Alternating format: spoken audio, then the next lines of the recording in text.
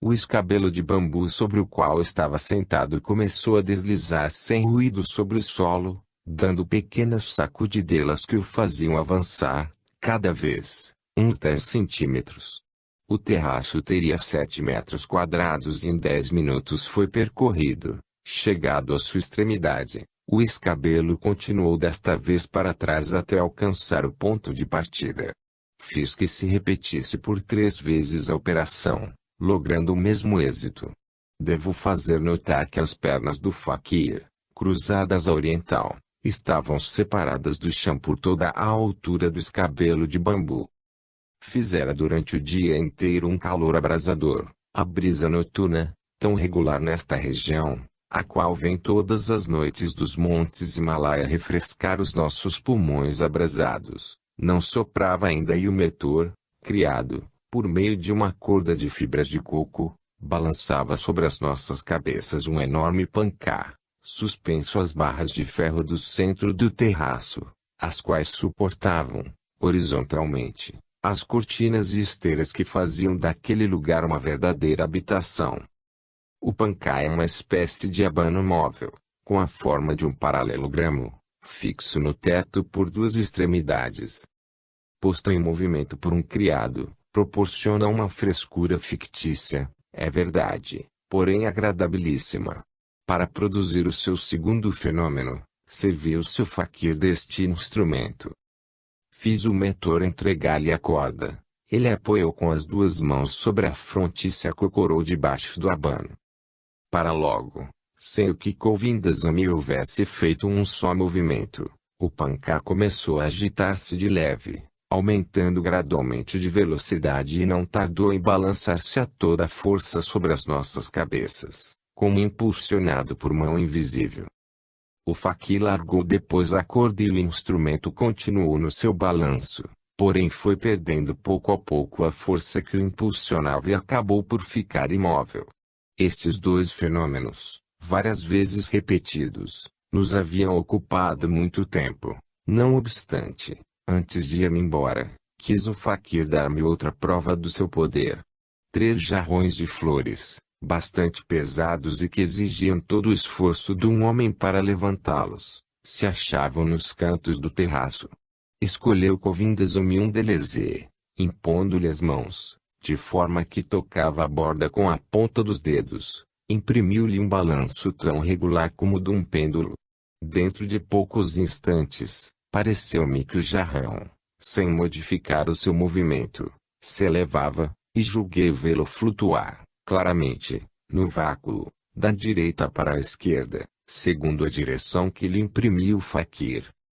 Não posso empregar mais do que uma forma dubitativa para dar conta deste fenômeno, porque sempre o tenho considerado uma ilusão dos meus sentidos, ainda que, a miúde, os tenha presenciado, em pleno dia.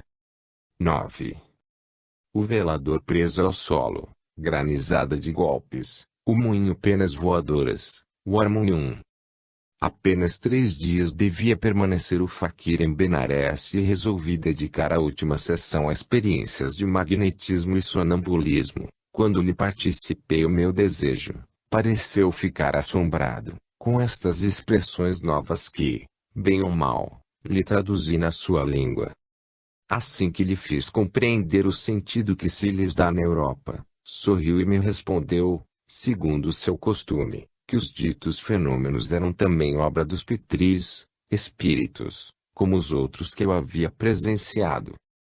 Como qualquer discussão sobre este assunto era inútil, sem preocupar-me com as suas crenças religiosas e as causas a que atribuía o seu poder, limitei-me a perguntar-lhe se consentia em prestar-se a este gênero de experiência. O francês, respondeu-me, falou ao faquir na sua língua natal. O faquir não lhe pode negar nada. Satisfeito com a sua resposta, formulei logo outra pergunta. Não poderias permitir-me, disse-lhe, que eu mesmo indicasse os fenômenos que quisesse ver-te realizar, em vez de deixá-los à tua escolha? Ainda que, pelas circunstâncias particulares em que se haviam produzido os fenômenos, Me parecesse pouco provável que o faquir tivesse podido preparar de antemão as anteriores experiências, de combinação com os meus criados. Desejava, na verdade, ver se Govindasan lograva obter manifestações que eu não conhecia, nem podia prever. Farei o que te aprouver, respondeu-me simplesmente. Com frequência, eu havia visto faquires fazer com que qualquer objeto aderisse ao solo, seja devido à explicação que me deu um major inglês que se ocupava destas questões e, segundo o qual, tudo consistia em aumentar-lhe o peso específico carregando-o de fluidos, seja por outro meio desconhecido. Resolvi repetir a experiência. Apanhei um pequeno velador de madeira que eu levantava sem esforço entre o dedo polegar e o índex, levei-o para o terraço e perguntei ao faquir se podia prendê-lo ao chão de modo tal que fosse impossível transportá-lo para outra parte. Dirigiu-se, imediatamente, o malabar para a mesinha, impôs as mãos sobre a sua superfície, permaneceu imóvel nesta posição perto de um quarto de hora e, transcorrido este tempo, me disse sorrindo, os espíritos já vieram e ninguém poderá mover este velador contra sua vontade. Aproximei-me com certa incredulidade e fiz o movimento necessário para levantá-lo, porém não consegui sequer fazê-lo oscilar, como se estivesse soldado, inquebrantavelmente, às lousas do solo. Redobrei os esforços e apenas consegui ficar com a parte superior entre as mãos. Inclinei-me então e procurei despegar os pés, unidos por duas travessas em forma de X, porém não obtive melhor resultado. Nesse momento, ocorreu-me uma ideia. Se os faquires produzem este fenômeno carregando de fluidos os objetos, pensei, é pela atuação de uma força natural cujas leis ignoramos e, assim, os fluidos, quando não se renovam pela imposição das mãos, devem perder-se gradualmente e, neste caso, dentro de um instante poderei mover sem esforço a parte restante do velador. Roguei ao faquir que se colocasse no extremo oposto do terraço, causa que executou de bom grado, e, com efeito, ao cabo de poucos minutos, pude deslocar o pequeno móvel. Ali, pois, havia uma força. Não podia negá-la, a menos que tivesse de admitir uma fraude impossível naquelas circunstâncias. Se tivesse querido fiscalizá-la, cientificamente, necessitaria de meses inteiros para esta única experiência. Não tinha tempo para isto e eu me limito a narrá-lo como as demais, sem pronunciar-me sobre os meios e as causas. Os petris se foram, disse-me o hindu, à guisa de explicação, porque se rompeu o laço de comunicação terrestre. Olha. Voltam outra vez. Estou dizendo, impôs as mãos sobre uma dessas grandes bandejas de cobre, incrustadas de prata, das quais os indígenas ricos se servem para jogar dados e, quase no mesmo instante, soaram sobre a sua superfície a tão grande quantidade de pancadas, com tal violência, que parecia uma granizada sobre um teto metálico. Julguei ver, volto à minha linguagem dubitativo, uma série de fulgores fosforescentes, bastante intensos para serem vistos em pleno dia, passar e repassar em todos os sentidos sobre a face da bandeja. O fenômeno cessava ou se reproduzia, à vontade do faquir. Já disse que os apartamentos que eu ocupava no Palácio do Peixe estavam mobiliados, meio europeia, meio oriental. Sobre uma estante, via-se uma porção de objetos, como moinhos de vento, soldados de chumbo, jogos de madeira de Nuremberg, com seus eternos pinheiros verdes que são para as crianças a primeira representação da natureza. Todos os móveis estavam atravancados de produtos nossos. Os mais pueris como os mais artísticos apareciam em pinturesca confusão, ao gasto dos criados indígenas. Mas não ríamos. As 3/4 partes dos objetos chineses, hindus ou polinésios com que adornamos, pomposamente, as nossas pretensiosas moradas não permitiriam a um dos ditos indígenas conservar a sua seriedade. Divisei um pequenino moinho que o mais ligeiro sopro punha em movimento, comunicando este a vários personagens. Assinalei-o a Govindasamy e lhe pedi que o pusesse em movimento, sem tocá-lo. Unicamente pela posição de mãos, o moinho se pôs a dar voltas com extraordinária rapidez, que aumentava ou diminuía, segundo a distância em que se colocava o faquir. O fato era singelíssimo e, sem dúvida, um dos que mais me impressionaram pela impossibilidade de uma prévia preparação. Contarei outro da mesma natureza, porém ainda mais surpreendente. Entre os objetos que compunham o Museu do Peixe, encontrava-se um harmonium. Passei uma corda pelo retângulo de madeira que enquadrava o fole, parte do instrumento que, como se sabe, é oposta das teclas, e o suspendi a uma das barras de ferro do terraço, deixando-o flutuar no vácuo, a alguns pés do solo. Pedi, então, ao faquir que o fizesse soar, sem o tocar.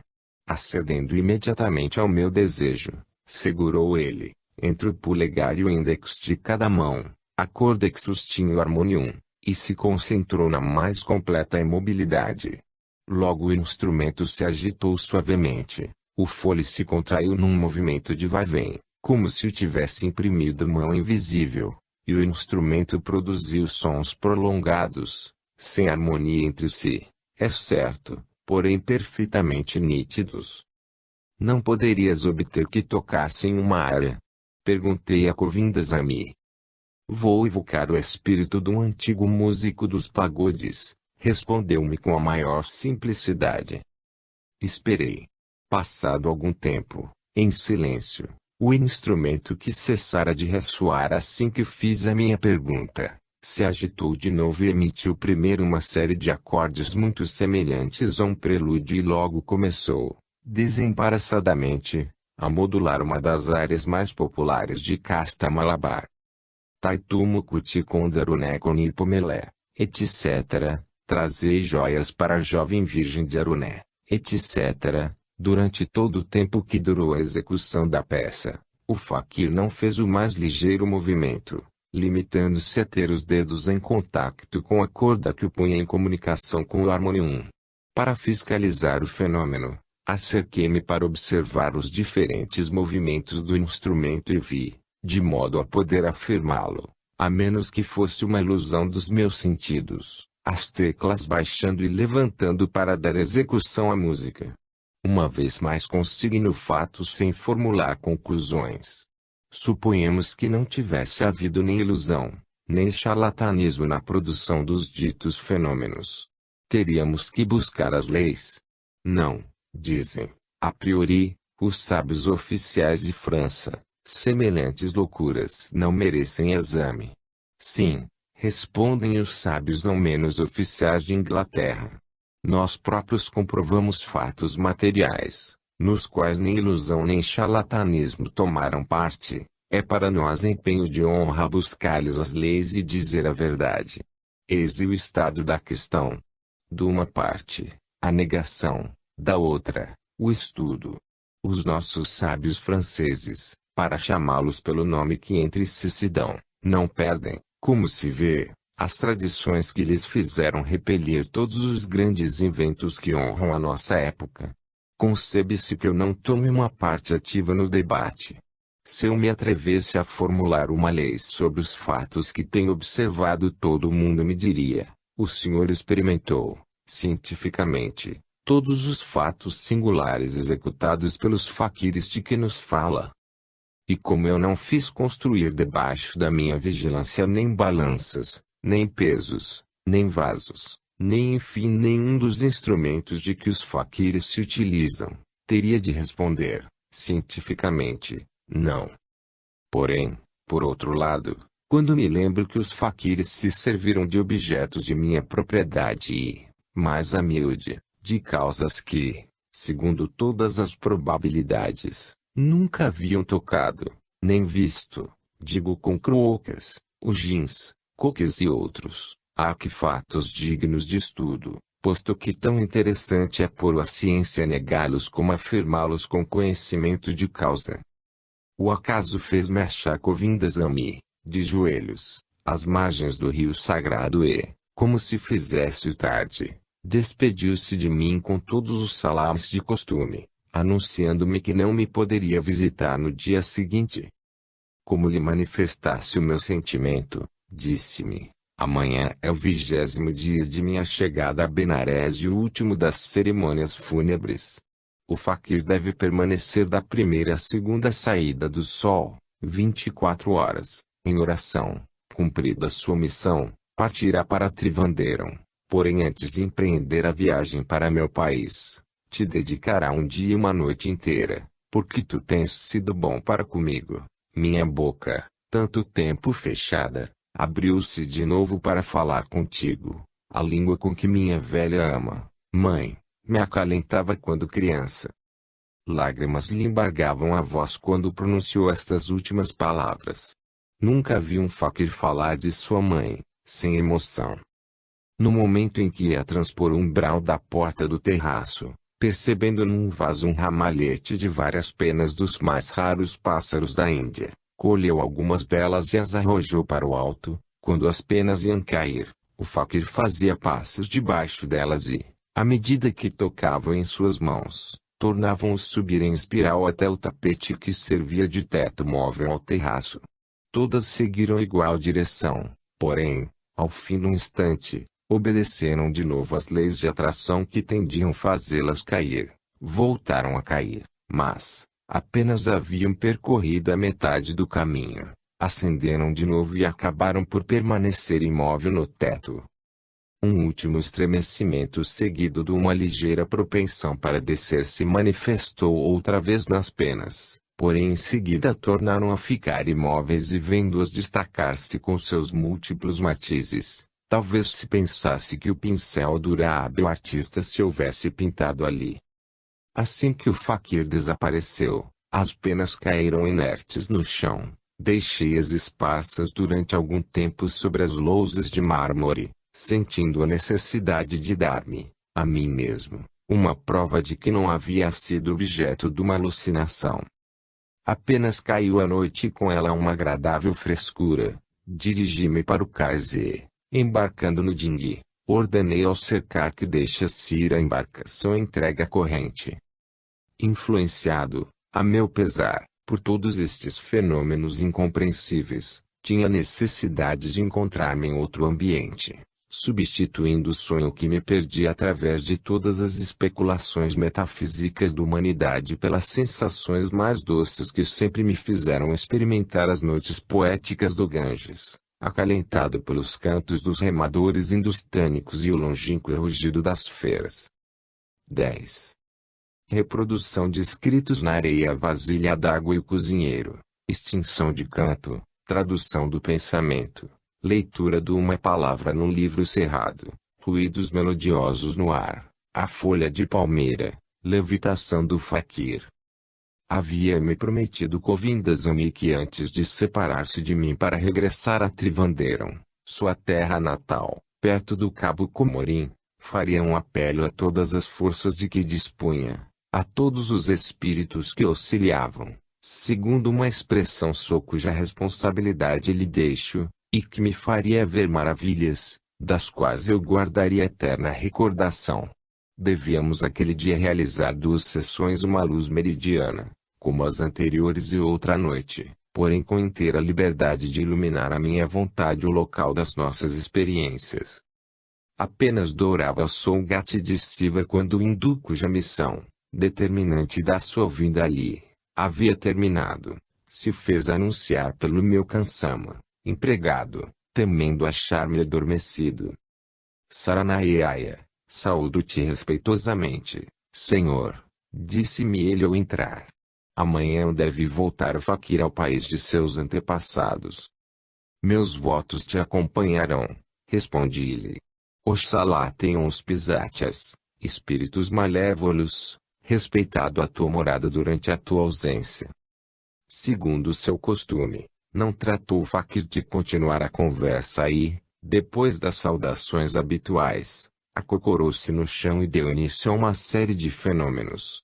Trouxera consigo um saquinho cheio de areia finíssima, que esvaziou no pavimento de lousa, fazendo-a, com a mão, cobrir uma superfície de 50 centímetros quadrados. Uma vez feito isto, pediu-me que apanhasse papel e lápis e me colocasse à sua frente. Pediu-me, pedais, um pedacinho de madeira. Dei-lhe uma caneta, que ele colocou delicadamente sobre a areia. Vou evocar os petris, disse-me, quando vires que o objeto, que acabaste de dar-me, se levanta, verticalmente, permanecendo em contato com o solo por uma das extremidades. Podes traçar no papel os sinais que desejes e os verás reproduzidos na areia. Estendeu as mãos horizontalmente, para diante e pôs-se a murmurar fórmulas secretas de evocação. Ao cabo de alguns instantes, a caneta que eu lhe havia dado se elevou, pouco a pouco, acima da areia. Imediatamente, comecei a desenhar no papel as figuras mais estranhas e variadas. Vi que a caneta copiava fielmente todos os meus movimentos, desenhando na areia os sinais e arabescos por mim desenhados. Quando eu parava também o improvisado lápis. Continuava eu e ele seguia os meus movimentos. O faquir não havia mudado de posição e nada, na aparência, estabelecia contato entre ele e a caneta. Desejando verificar se, do sítio em que ele se achava, se podiam ver os movimentos que eu fazia com o lápis no papel, deixei a mesa e me coloquei em torno tal que tive de me convencer que a Govindasamy era impossível perceber o que eu desenhava. Comparei imediatamente os sinais na areia com os do papel e a semelhança era perfeita. Ele alisou com a mão a areia e me disse, pensa uma palavra na língua dos deuses, o sânscrito. Por que neste idioma? Perguntei-lhe. Porque os espíritos se servem mais facilmente desta língua imortal, proibida aos impuros, respondeu. Tinha o costume de não discutir as opiniões do faquir e me dei por satisfeito com a sua explicação. O hindu estendeu as mãos, como antes havia feito, e a caneta mágica se levantou gradualmente e escreveu sem vacilar, Purusa, o gerador celeste. Esta era, realmente, a palavra em que eu havia pensado. Pensa uma frase inteira. Pronto, respondi-lhe. E a caneta escreveu na areia as seguintes palavras. Adiceta Vaikuntham Aris, Vishnu dorme no Monte Vaikunta. Pode recitar-me, o espírito que te auxilia, a estância 243 do quarto livro de Manu? Perguntei a Govindasamy. Apenas havia expressado o meu desejo. E o improvisado instrumento de escrita traçou na areia a estância pedida. Dharma Paradanam Purusam Tapasa Atakyusam Parakanayati Akubasuantam Kasaririnam. O homem, cujas virtudes todas têm por objeto a virtude e cujos pecados têm sido apagadas, por sacrifícios e atos piedosos, chega à celestial morada resplandecente de luz e revestido de uma forma espiritual. Enfim, como última experiência perguntei, colocando a mão sobre um livreto fechado, que continha alguns hinos do Rigveda, qual era a primeira palavra da quinta linha da página 21. A resposta foi, Devadatla. Verifiquei e era exato. Queres fazer uma pergunta mental? Inquiriu o faquir. Aqueci com um movimento de cabeça e apareceu sobre a areia a palavra seguinte, Vasundhara. A terra. Eu perguntara, qual é a nossa mãe comum? Nada explico ou afirmo sobre as causas. E habilidade? E inspiração? Ignoro. Narro o que vi.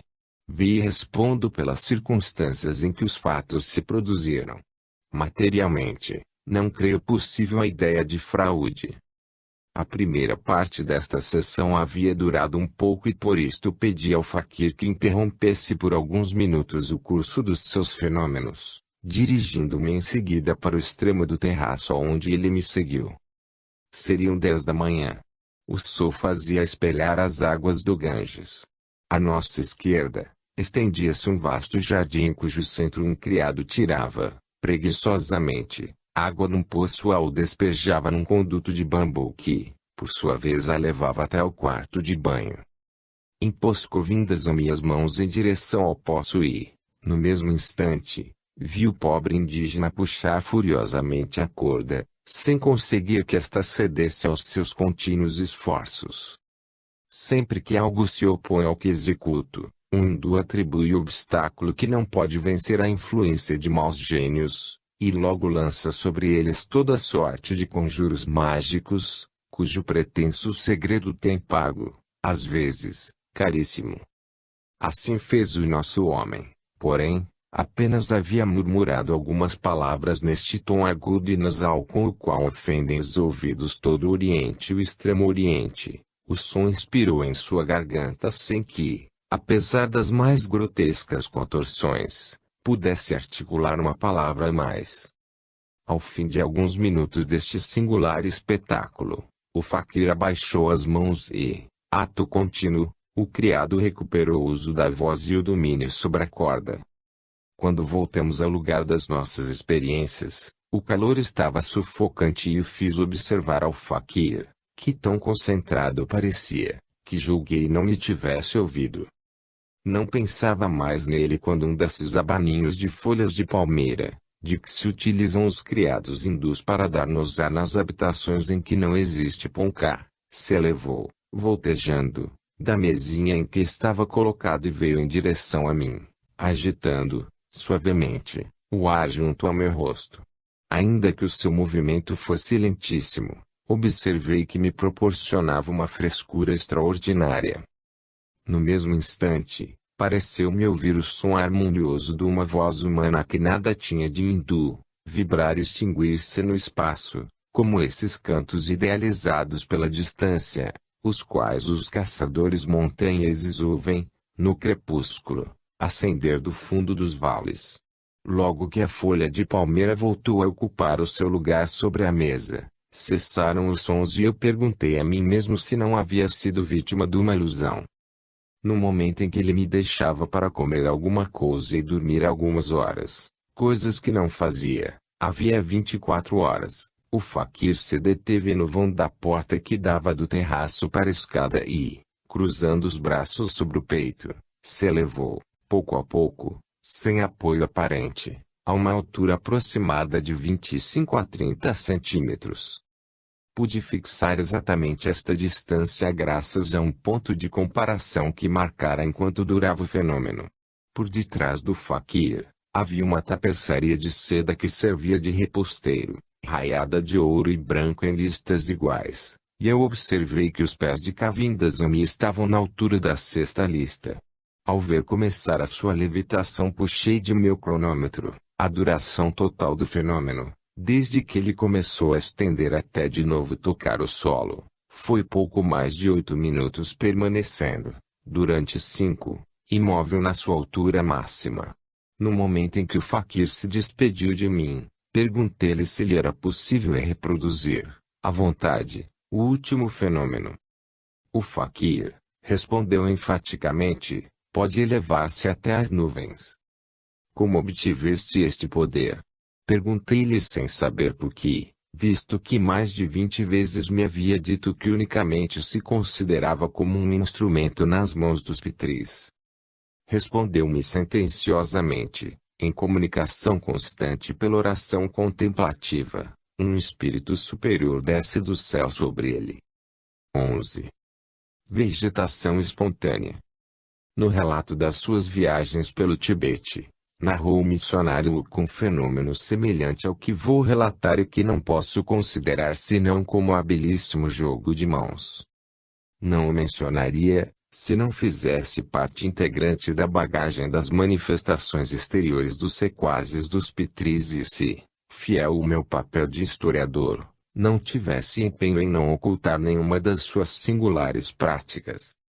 Entre as mais extraordinárias pretensões dos faquires, figura a de influírem de maneira direta sobre a vegetação das plantas, e poderem acelerar de tal forma o seu crescimento, que logram em poucas horas um resultado que, ordinariamente, exige meses e até anos de cultivo.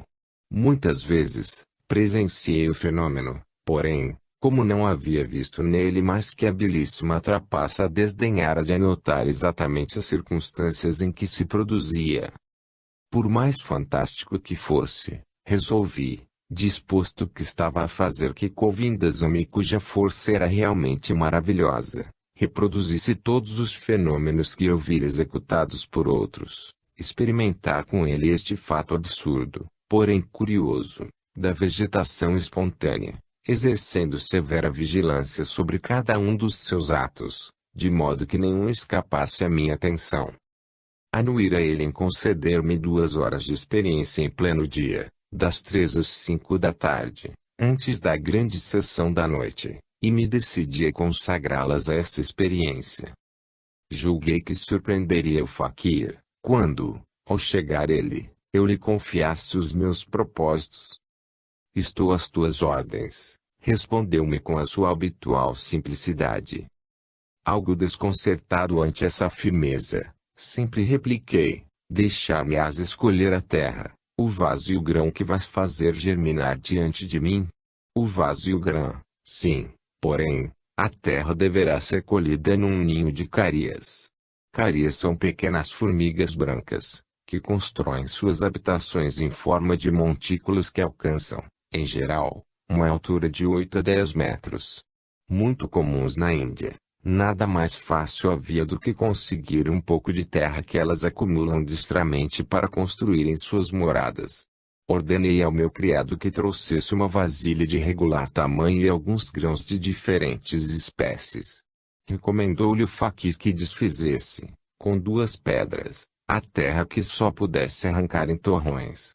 Era boa recomendação, uma vez que não podíamos executar, dentro da casa, essa operação, exigida pela dureza do material de que necessitávamos. 1/4 de hora depois estava o criado de volta com tudo o que fora pedido e me apressei a despedi-lo antes que falasse com Govindasamy. Dei a este o vaso cheio da terra esbranquiçada, que havia de estar saturada do licor leitoso que as carias segregam. Ele a desmanchou, lentamente, num pouco d'água, murmurando mantras, conjuros mágicos, cujas palavras não me chegaram até os ouvidos. Quando julgou que já estava convenientemente preparada, pediu-me o grão que eu havia escolhido e alguns palmos de tela branca. Apanhei, ao acaso, uma semente de mamoeiro, mas, antes de dar-lhe, pedi licença para marcá-la. Havendo-a cedido, fiz um corte na película do grão e dele, juntamente com alguns metros de musselina própria para mosquiteiro. Dentro em pouco dormirei o sono dos espíritos, disse-me Govindasamy, jura que não me tocarás, nem no vaso. Prometi-lhe. Plantou então o grão na terra que havia passado ao estado líquido, enterrou o bastão de 7 nós, símbolo da iniciação, que nunca abandonava, na vasilha e estendeu sobre esta o pedaço de musselina que eu lhe acabara de entregar. Depois de haver ocultado assim o objeto sobre o qual ia operar, sentou-se no chão, estendeu as mãos horizontalmente sobre o aparelho e caiu, pouco a pouco, num estado de completa catalepsia. Havia jurado não o tocar e, a princípio, duvidei de que fosse real a sua situação.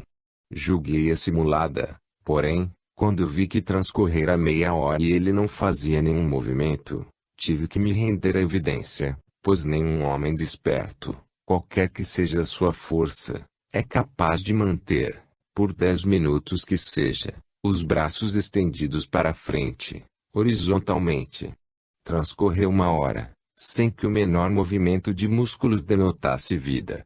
Quase inteiramente nu, o corpo luzídio e brunido pelo calor, os olhos abertos e imóveis, o faquir parecia uma estátua de bronze, numa atitude de evocação mística.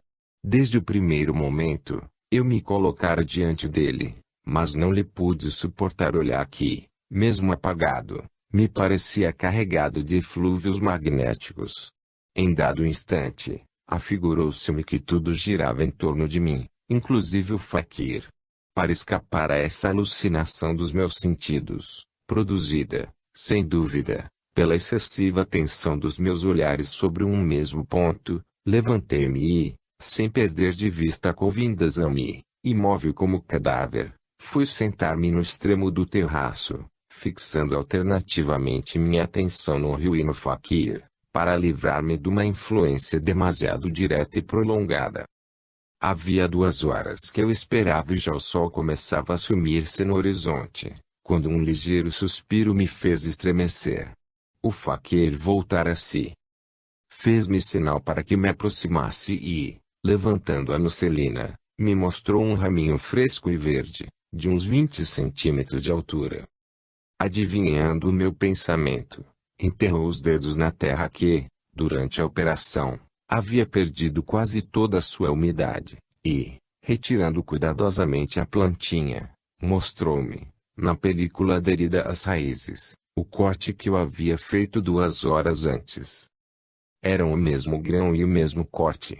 Não posso dizer senão uma coisa: eu não vira nenhuma substituição. O faquir não saíra do terraço. Eu não o havia perdido de vista um instante. Ele ignorava, ao chegar, o que lhe ia pedir. Não podia ocultar uma planta em suas vestes, visto que estava quase completamente despido.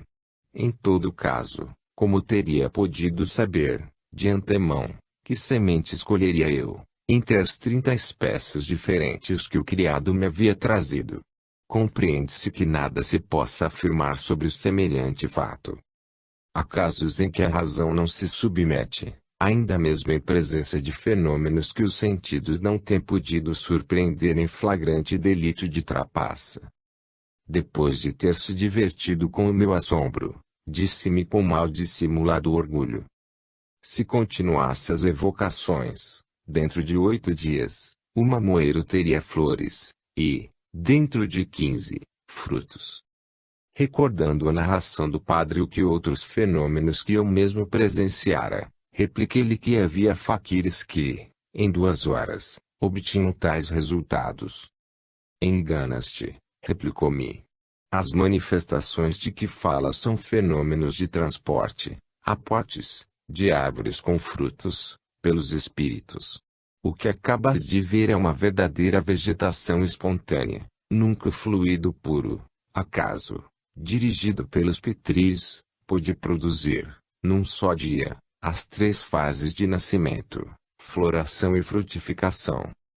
Aproximava-se a hora das abluções, isto é, o pôr do sol. O faquir se apressou a deixar-me para voltar a experimentar comigo, pela última vez, às 10 da noite, numa sessão inteiramente consagrada a fenômenos de aparição. Devo mencionar um fato que conhecem todos os que hão vivido na Índia e que talvez abra caminho a uma explicação. Fiz muitas vezes a experiência de plantar um punhado de sementes de hortaliças num terreno úmido e bem exposto.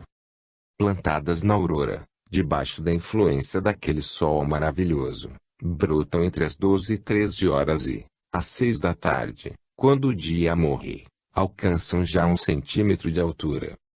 Por outro lado, deve-se dizer, para o ser justo, que são necessários 15 dias para fazer germinar uma semente de mamoeiro.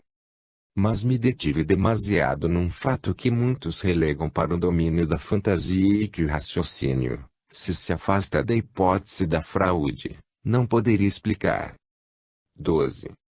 Mãos misteriosas, transportes de flores, coroas, etc. Letras de fogo, o espectro do Brahmane sacrificador, o músico fantasma. Ao reler fragmentos das minhas notas de viagem, escritas no dia seguinte ao dessa extraordinária sessão, verifiquei que as emoções da véspera haviam influído demasiado na redação da narrativa e que não me era possível reproduzi-las inteiros sem sair do papel de simples narrador que eu mesmo me impusera.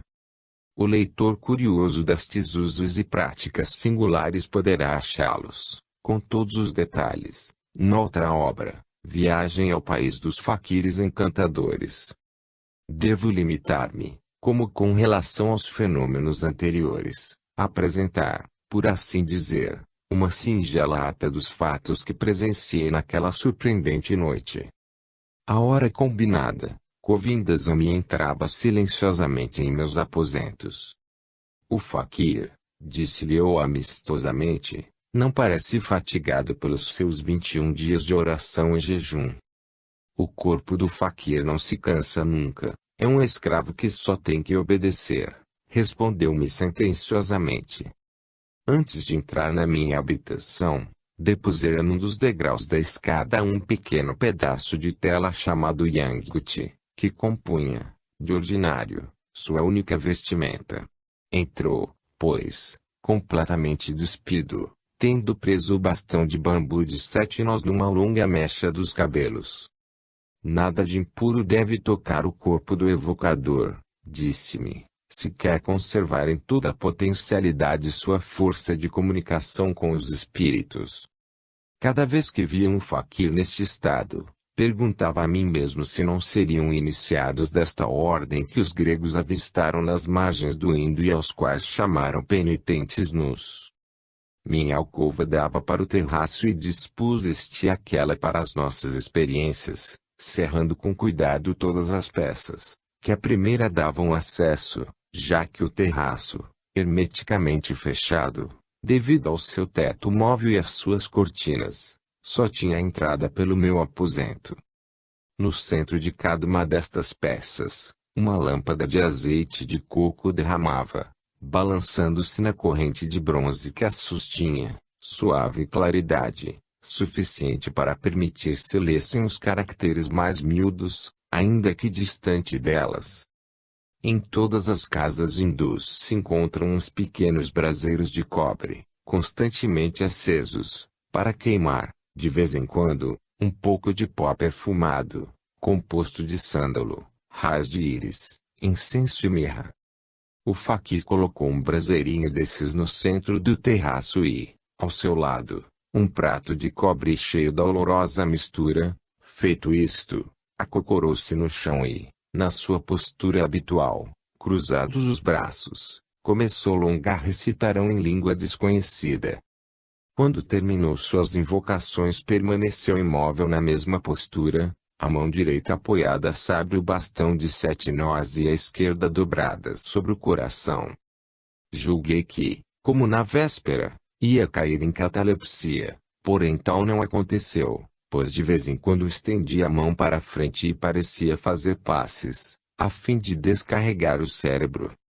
Daí a pouco, não pude reprimir um estremecimento. Uma nuvem ligeiramente fosforescente acabava de formar-se na minha alcova e dela saíam mãos, que tornavam a desaparecer com grande rapidez. Ao cabo de poucos minutos, algumas destas mãos perderam aparência vaporosa, adquirindo a semelhança de mãos humanas, enquanto urras, coisa singular, se materializavam de certo modo, outras se faziam mais luminosas. Umas se tornavam opacas e projetavam sombra debaixo da luz, outras tinham tal transparência que permitiam se vissem os objetos colocados por detrás delas. Contei até 16 mãos. Perguntei ao faquir se eu as podia tocar e, apenas havia formulado o meu desejo, uma delas veio, revoloteando, estreitar a mão que lhe estendia. Era pequena, delicada, fresca, como a de uma jovem. O espírito está aqui, disse Govindasamy. Ainda que só seja visível uma de suas mãos, podes falar-lhe, se quiseres. Sorrindo, perguntei se o espírito, dono daquela mão encantadora, consentiria em deixar-me uma lembrança. Como resposta, a mão se desvaneceu na minha e se dirigiu para um ramo de fiares, arrancou dele um botão de rosa, arrojou-me aos pés e desapareceu. Durante 2 horas, assisti uma cena capaz de causar vertigem. Mal uma mão me acariciava o rosto ou me abanava, outra deixava cair uma chuva de flores, ou traçava no espaço, com letras de fogo, palavras que desapareciam desde que a última letra havia sido escrita. Várias destas frases me chamaram tanto a atenção, que as escrevi, rapidamente, a lápis. Tomei um corpo fluídico. Logo depois, a mão escreveu: alcançarás a felicidade desembaraçando-te deste corpo perecível. Durante todo este tempo, fulgurantes relâmpagos cruzavam os 2 compartimentos. Pouco a pouco todas as mãos desapareceram, a nuvem donde pareciam brotar também desapareceu gradualmente, à medida que as mãos se materializavam. No lugar em que se sumiu a última, Achamos uma coroa de sempre vivas amarelas, de penetrante perfume, que os hindus empregam em todas as suas cerimônias. Não procuro explicar os fatos. Relato e deixo livre o campo a todas as suposições. O que posso afirmar é que as portas dos dois aposentos se achavam fechados, que as respectivas chaves estavam no meu bolso e que o faquir não mudara de posição. A estes fenômenos sucederam outros, ainda mais surpreendentes. Pouco depois da desaparição das mãos, continuando o faquir com mais ardor as suas evocações, uma nuvem, semelhante à primeira, porém de um matiz mais colorido e de maior opacidade, desceu até junto do braseirinho, que fora mantido constantemente aceso. Pouco a pouco, a nuvem tomou forma humana e distinguiu o espectro, não posso chamá-la de outro modo, de um velho Brahmane sacrificador, ajoelhado ao lado do braseirinho. Trazia na fronte os signos consagrados a Vishnu e, ao redor do corpo, o tríplice cordão, sinal dos iniciados da casta dos sacerdotes. Unia as mãos sobre a cabeça e seus lábios se agitavam como se murmurasse orações. Em dado momento, colheu um pouco do perfumado pó e o lançou no braseirinho. Devia ser grande a dose, pois que espessa fumaceira encheu num instante os dois compartimentos. Quando essa nuvem se dissipou, percebi o espectro, que, a 2 passos de mim, me estendia a mão descarnada. Apertei e fiquei surpreendido por achar nela algo de ossudo, duro, quente e vivo. Existiam ossos. Historia de las apariciones de Katia King, por um adepto testemunha do Dr. Georges Agatap, N. do T. Realmente, perguntei em alta voz, um antigo habitante da Terra. Não havia ainda terminado a pergunta, quando a palavra sim, aparecia e desaparecia em letras de fogo, sobre o peito do velho Brahmane, por um efeito semelhante ao que produziria esta palavra escrita na obscuridade, com um pedaço de fósforo. Não me deixarás nada como recordação da tua visita. O espírito rompeu o tríplice cordão que lhe cingia os rins, deu-me-se e me desvaneceu aos pés. Julgava terminada a sessão e ia levantar uma das cortinas do terraço para renovar o ar do interior, que me sufocava materialmente, quando verifiquei que o faquir não pensava em abandonar o seu posto e ouvi uma modulação estranha, executada num instrumento que me pareceu o harmonium de que nos havíamos utilizado 2 dias antes. Entretanto, isso não se me afigurava possível, visto que, na véspera, o Pejama havia pedido e o retirara dos meus aposentos. Os sons, a princípio afastados, se aproximaram tanto, que pareciam provir dos compartimentos vizinhos. Depois, foi como se proviessem da minha alcova. E vi, deslizando ao longo da parede, o fantasma do músico do pagode a tirar de seu harmonium sons plangentes e monótonos, característicos da música religiosa hindu.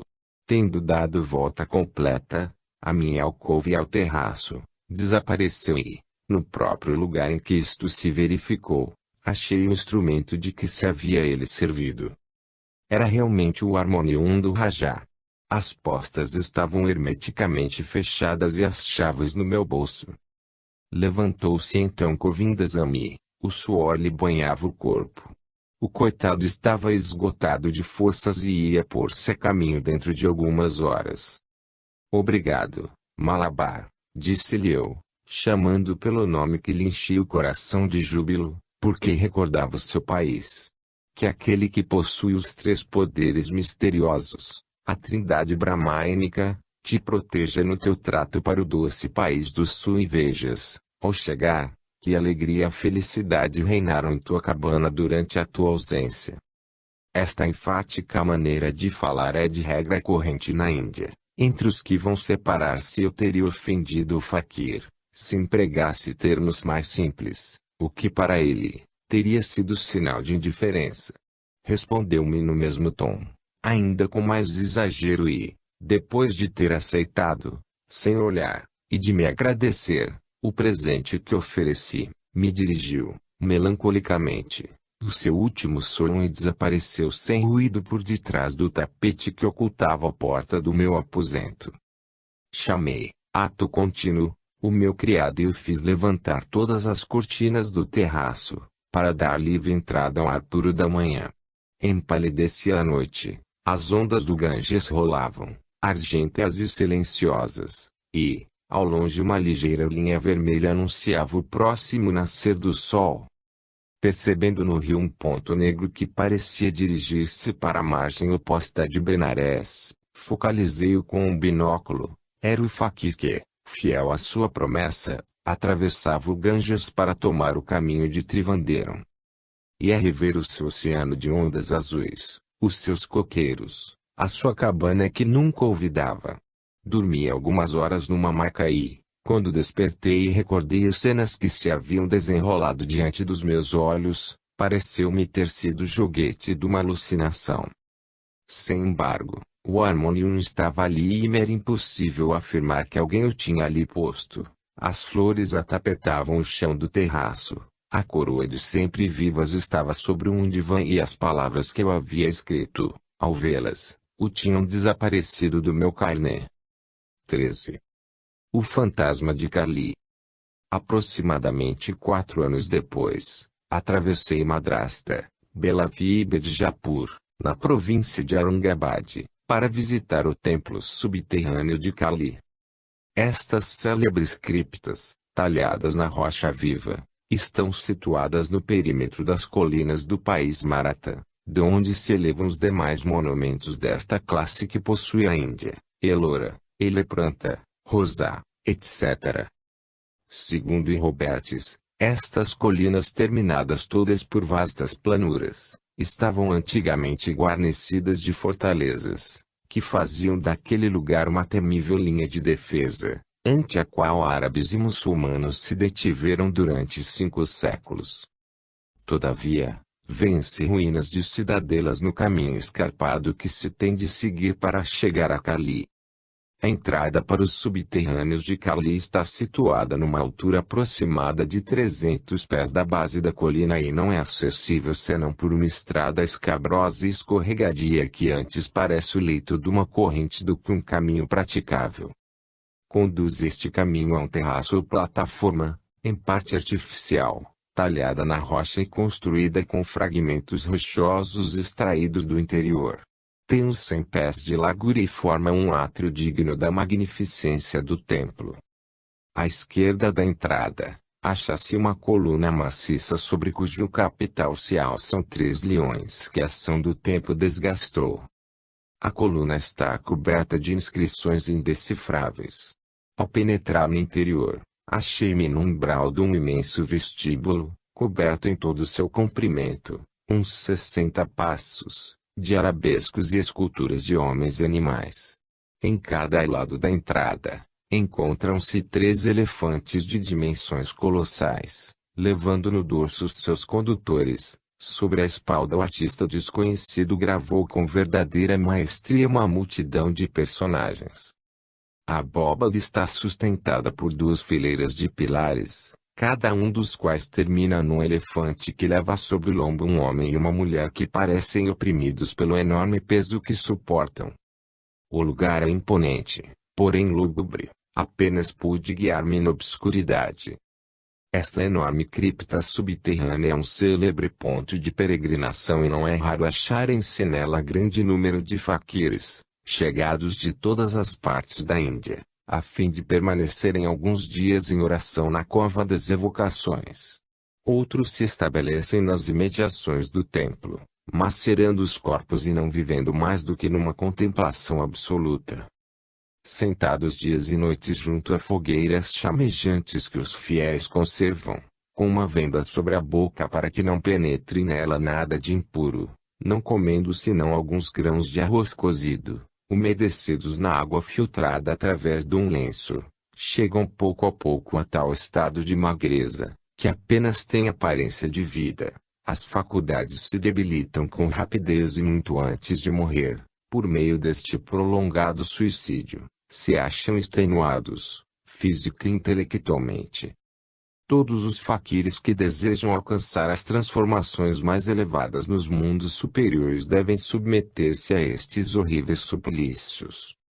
Mostraram-me um chegado havia poucos meses educado a ativar mais a decomposição dos seus órgãos que haviam chegado já a um estado quase completo de insensibilidade. Qual não foi a minha surpresa quando, por uma larga cicatriz que lhe marcara profundamente toda a parte superior do crânio, pareceu-me reconhecer nele o faquir de Trivandaram. Aproximei-me dele e, naquela formosa língua do sul, que tanto amava, perguntei-lhe se recordava do frangue de Benares. Um vislumbre iluminou por um instante aqueles olhos quase apagados e ouvi murmurar estas duas palavras sânscritas que eu havia lido em letras fosforescentes na noite da nossa última sessão. Diviva Purgatoire, tomei um corpo fluídico. Este foi o único sinal de atenção que dele pude obter. Os hindus dos arredores não o conheciam senão pelo nome de Kali Salya, o cadáver, o fantasma de Shali. Assim, na decrepitude e na imbecilidade, acabam os médiuns hindus. Fim.